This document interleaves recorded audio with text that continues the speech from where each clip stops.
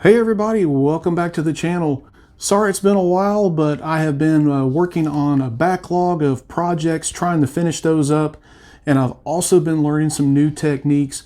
I can't wait to show you some of those later on down the line in future videos. But as you can see, I got something extra special for you today. It is finally finished. This is TENJIN from Blackforge Games. Man, this piece really kicked my butt. This thing took a countless amount of hours to paint. I tell you, this is by far, in my 35 years of painting, probably the best detailed piece I've ever painted, and the most complicated and time consuming.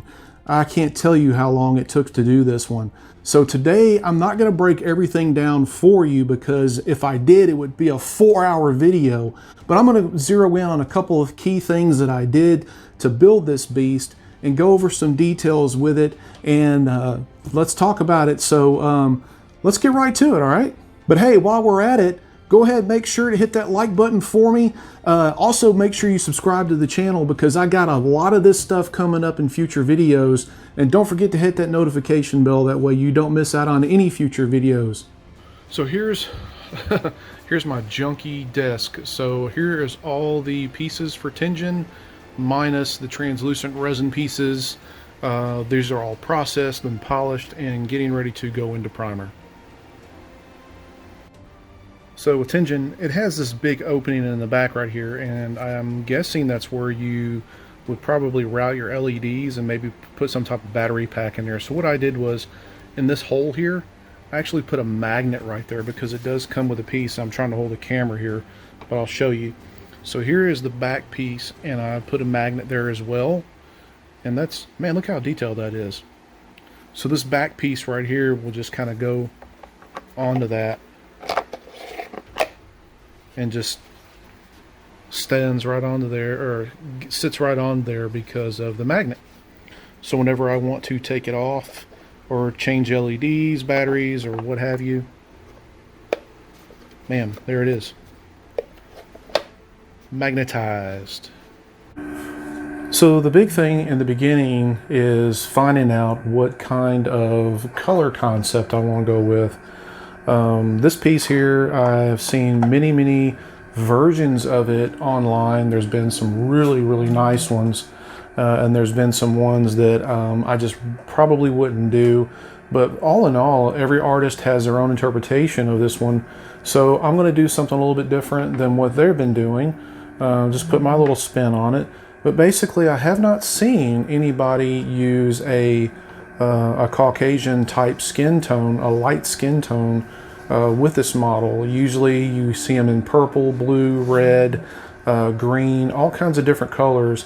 But what I'm going to do is I'm going to actually paint this one up like just a normal skin tones, and do a lot of shading and a lot of washes on this, and a lot of just just try to make it as natural as possible and make it aesthetically pleasing too at the same time.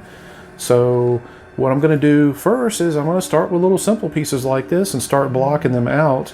Get all my pieces blocked out. As you can see, I have a lot here on my table, but get all these blocked out and then start on the details. I think that's probably the best approach to it. So now we're going to do the skin tone that I was talking about. We're going to see how it turns out, and if it looks good, we'll go with it. If not, we'll just change it.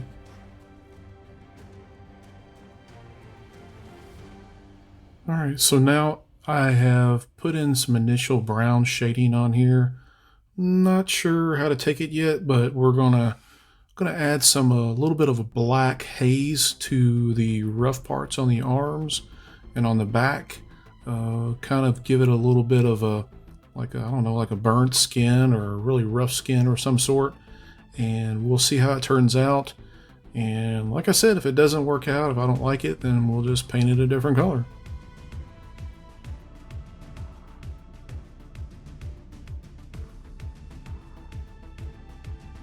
Alright, so that's a little better. I'll go back and do some more highlights as we go along. I'll do some dry brushing on the back of this right here to make the lighter part of this pop out a little bit better, and kind of give it a little bit of a lizard skin type of feel to it. And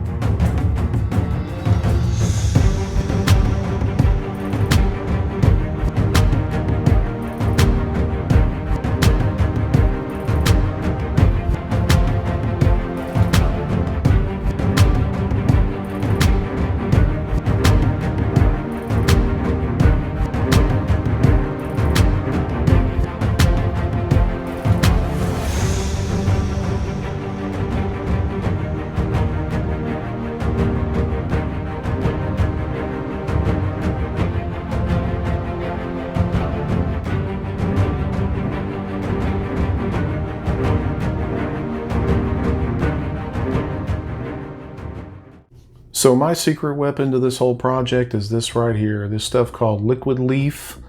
It is a classic gold paint. It is awesome for any type of paint applications that you want some sort of aging type gold, not really bright, but get that kind of finish off of it. That way when you do a wash in it, it just really accentuates it that much better. And you get to do some highlights on it, and it really brings it out. So that is, this is available at Michael's, and I think it usually costs around $6.99 for this right here. You got to be careful with it though, because once it gets old, it starts to clump a little bit, and you really can't thin it down, and then you'll pretty much have to throw it away and get some new stuff. But this is really awesome stuff right here.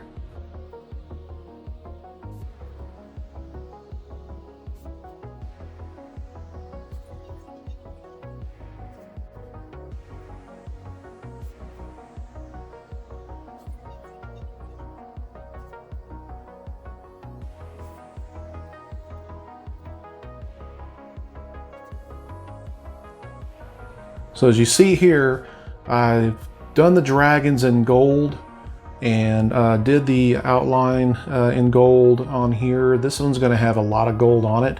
So what we're going to do is we're going to finish up the gold into the waistband on here on the ropes, and then we're going to do all the gold, and then we're going to go back in and we're going to do a lot of washes on this to really bring that out.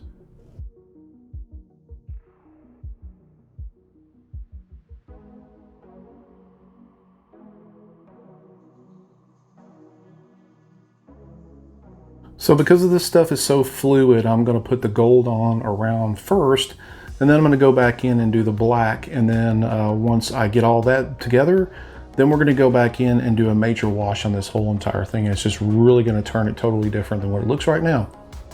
So now that I have everything painted, the dragons and the shoulder pads and the neck rope, I'm going to go ahead and use this wash. It's a Vallejo black wash that I'm going to use on that to age the dragons, and this gives it a really good presence whenever you use this on this gold. And we're going to let that dry for a little bit, and you'll see the results here in just a minute.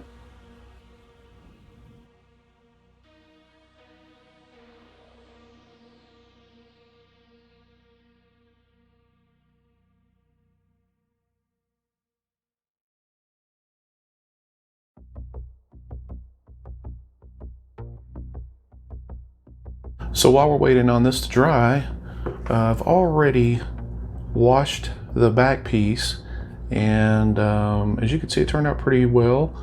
I'm going to take this Citadel Evil Sun Scarlet right here, and we're going to do a little dry brushing on the red part. And so basically just common dry brushing. I'm just going to go over these pieces here very lightly to try and bring some of that red back out, some of that brightness on the tips and on the highlights.